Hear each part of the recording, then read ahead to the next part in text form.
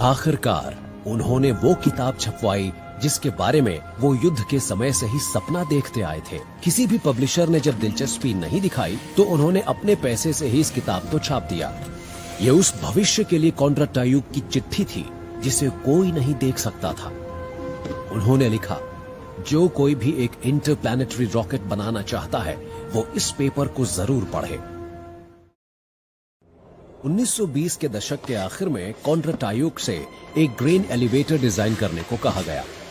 उस समय सोवियत संघ में धातु की कमी थी, तो कॉन्ड्राटायुक के लिए चुनौती थी एक कील से सबसे बड़े ग्रेन एलिवेटर को बनाना। और उन्होंने इसे इतना बड़ा बना दिया कि इसका नाम रखा गया मास्टरडॉन। स्टालिन के सोवियत संघ की हालत वाकई अजीब थी।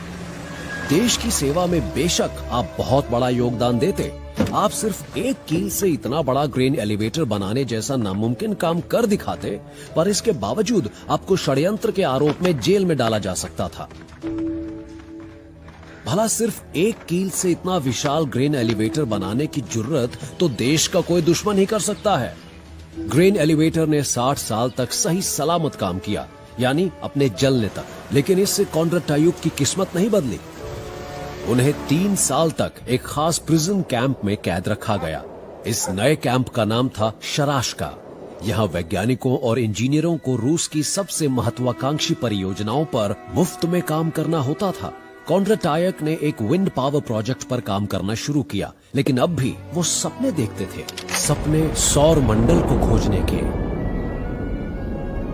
जल्द ही उनकी मुलाकात हुई सर्गेई कोरोलेव से।